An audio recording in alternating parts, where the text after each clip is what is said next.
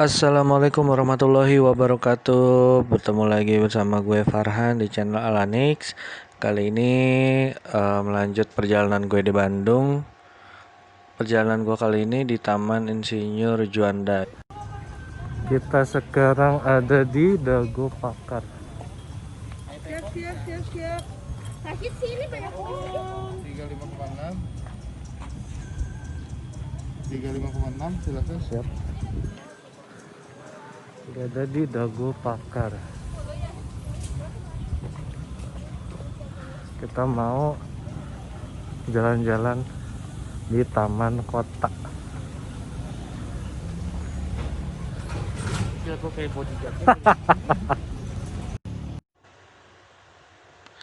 Di taman kota ini kita dimanjakan dengan pemandangan yang benar-benar sulit ditemukan di kota besar seperti Jakarta ataupun di Depok juga nggak ada nih yang kayak gini.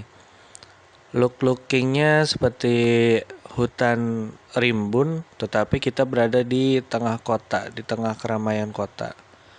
Dan suasana di sini lumayan sejuk. Kebetulan juga saat kesini tidak terlalu begitu ramai, mungkin karena juga ada pembatasan sosial sendiri di sini.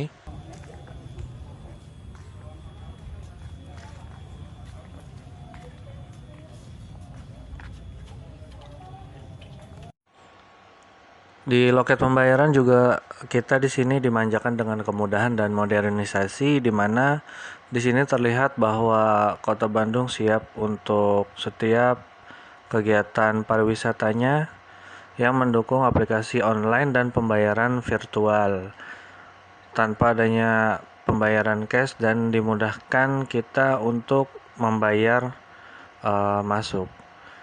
Kemudian kita di sini dikenakan biaya masuk untuk perorangan sendiri yaitu Rp10.000 ditambah dengan asuransi sebesar Rp2.000. Jadi satu orang dikenakan Rp12.000.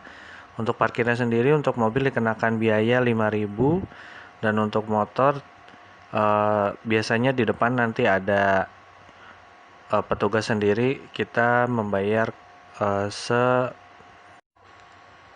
ikhlasnya, karena di depan nanti juga ada kotak untuk karcis sendiri.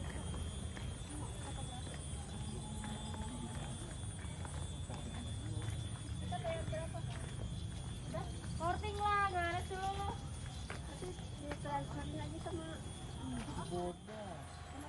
Tidak jauh dari pintu masuk, kita akan melihat peta atau maps di sekitaran wilayah Dago Pakar. Jadi spot-spot untuk kita di sana apa saja, kemana saja sudah ada di sini. Tapi kali ini gua cuma ke Gua Belanda dan ke Gua Jepang. Paling sekalian ke tempat penangkaran rusa. Nanti akan di part selanjutnya. Untuk kali ini hari ini kita akan ke Gua Belanda terlebih dahulu. Jarak dari Gua Belanda dan ke Gua Jepang itu kurang lebih sekitar 2 km. Jadi kita ke arah Gua Belanda terlebih dahulu. Harusnya nih di Jawa Barat ada semua nih yang kayak gini nih. Buat ngademin kota. Jakarta nih harusnya perlu. Selalu via mulu nih yang jadi objek. Suasana di Taman Kota Insinyur Juanda ini mengingatkan gua di Kota Bogor. Seperti Taman Kota Bogor, cuma bedanya di sini dia lebih rimbun dan lebih luas. Tidak seperti di Kebun Raya Bogor yang lingkungannya memang hanya sebatas Istana Negara dan sekitarnya.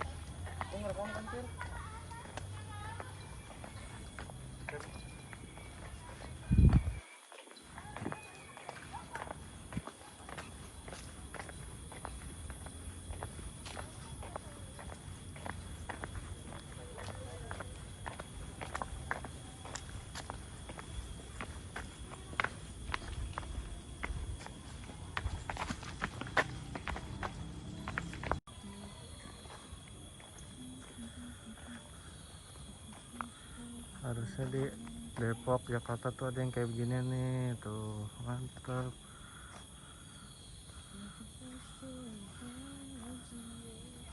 Seger jadinya.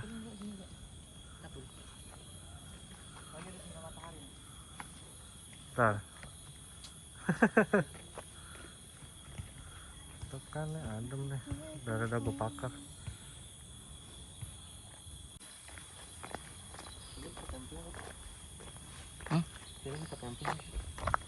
Kesel gue nggak ada. Jika sudah melihat pelang ini berarti jaraknya sekitar 300 meter ke depan lagi kita akan sampai di Gua Belanda. Dan juga di sini ada live musik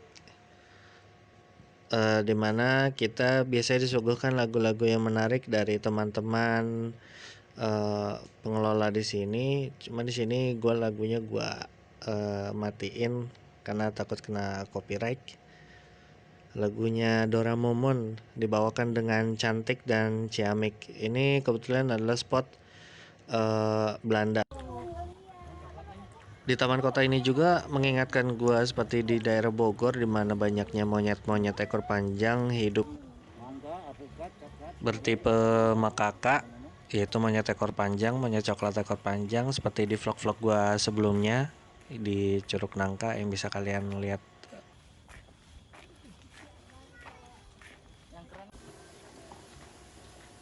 Kita sampai di taman depan Gua Belanda. Di sini ada penjelasan singkat mengenai Gua Belanda itu sendiri. Gua nggak perlu ngejelasin karena ini bukan vlog sejarah ya. Kalian bisa cari sendiri mengenai sejarah Gua Belanda itu sendiri di Wikipedia atau Mbah Google. Nah, ini adalah tebing di pintu masuk Gua Belanda. Di sini juga ada penyewaan senter jika kalian lupa bawa senter untuk masuk ke dalam karena di dalam itu sangat gelap. Saran gue sih kalian bawa senter sendiri aja kalau nggak mau keluar biaya tambahan. Tapi di sini biasa sewa senternya mulai dari 5.000 sampai 10.000 untuk sekali perjalanan masuk.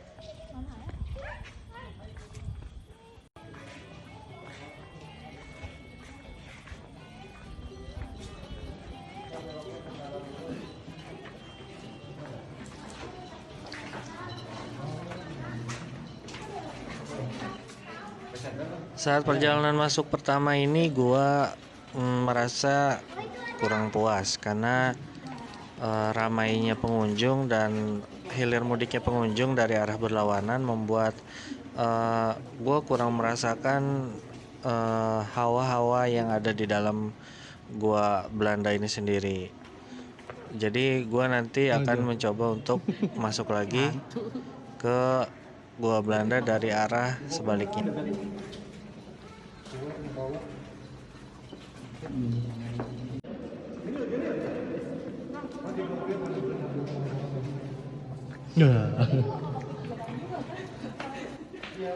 Saat pertama kali masuk ke sini, gua menemukan ya fenomena lucu ya dari para pengunjung yang masuk. Ada yang ketakutan, saking takutnya nggak mau ngeliat jalan masuk, nggak mau ngeliat jalan keluar, nggak mau ngeliat situasi di dalam. Saran gue kalau memang takut nggak usah maksain masuk gitu ya, daripada membuat kalian semakin fobia dengan tempat-tempat gelap atau fobia dengan tempat-tempat sepi tapi malah memaksakan gitu. Terus di sini juga ada yang nyetel murotal. Ya gue sih nggak masalah, cuma kita tetap menghormatilah tempat-tempat kita berkunjung. Kalau memang takut ya nggak usah masuk. Kalau untuk berdoa silahkan di dalam hati. Kalau ingin zikir silahkan zikir. Kalau ingin mengaji silahkan mengaji. Jika memang memiliki kondisi fisik yang sekiranya dapat membuat makhluk-makhluk masuk gitu, ya nggak masalah. Tapi jangan menyetel murotal ataupun musik-musik ya, terutama di dalam tempat ini sebenarnya menurut gue. Tapi itu kembali kepada kalian masing-masing.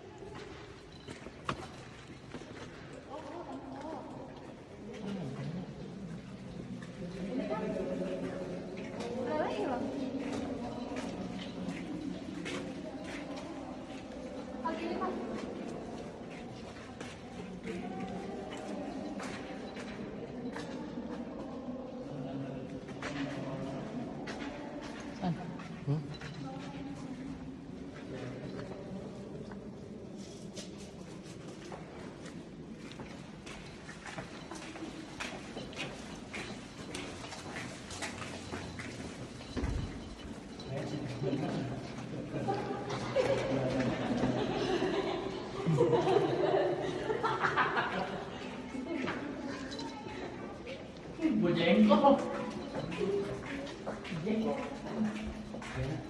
sudah keluar.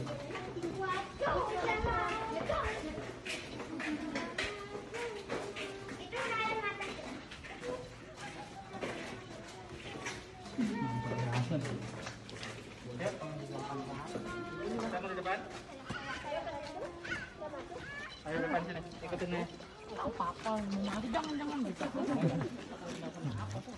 Cuma iseng aja di dalam.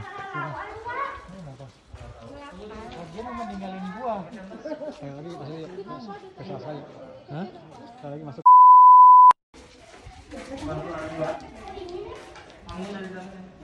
Di momen kedua kali gue masuk ini, gue didampingi Om Andre, om dari pacar gue.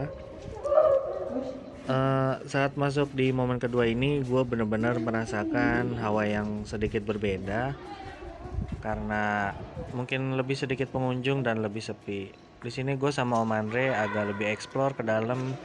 Karena saat tadi gue masuk dari pertama, kebetulan gue juga pertama kali kesini.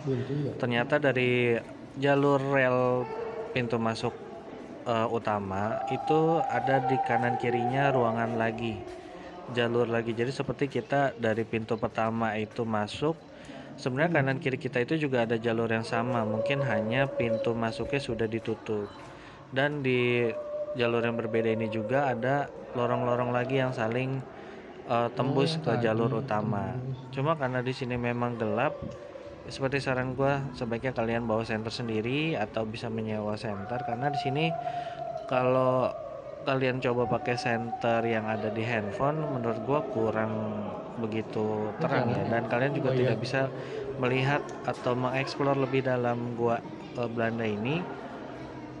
Karena situasi memang sangat gelap, jadi kalian nggak bisa ngelihat seperti apa kondisi dan jalan yang kalian pijak itu kalian nggak bisa ngelihat karena di bawah itu sebenarnya masih ada sisa-sisa bekas-bekas rel, dan ada juga yang sudah dicoak, sudah diambil gitu, jadi agak berlubang, jalannya tidak rata, jadi agak hati-hati di sini dan juga licin karena lembab ya. Yang pasti gue di sini ngerasain hal yang berbeda saat tadi awal masuk karena ramai mungkin. Nah di sini gue cuma berdua sama Om Andre. Ya ada beberapa pengunjung lah di jalur lain. Cuma di sini terasa kalian masuk ke gua seperti masuk ke labirin, sepi, gelap, sunyi. Ini yang tembus tadi. Emang nggak tembus ya? Oh.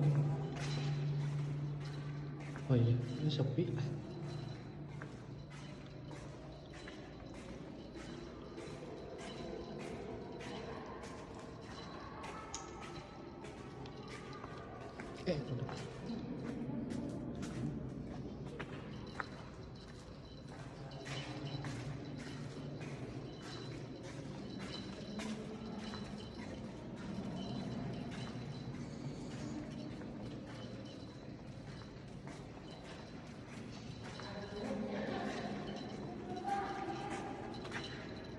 Oh, buntu.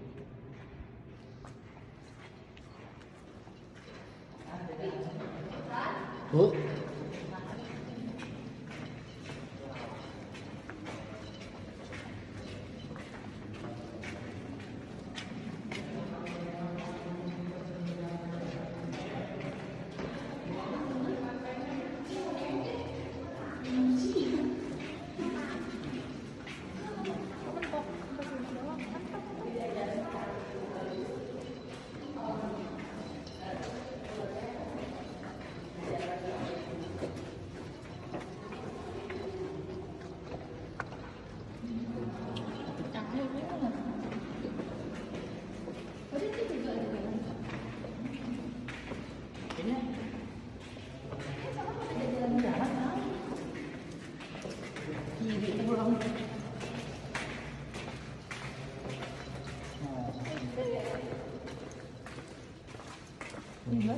Berarti jalannya tembus guys, saling tembus kanan kiri.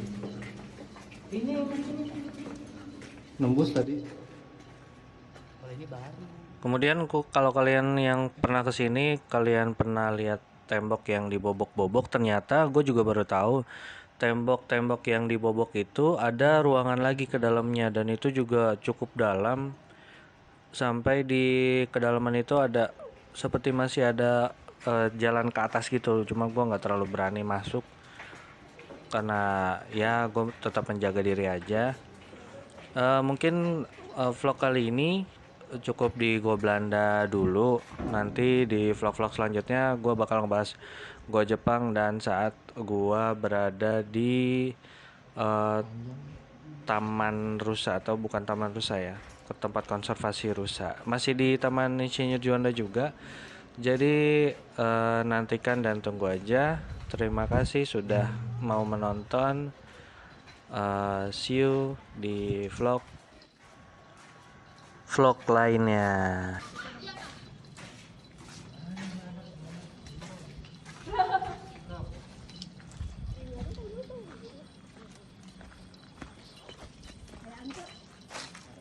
Nah, jadi kieu. Oke, batu.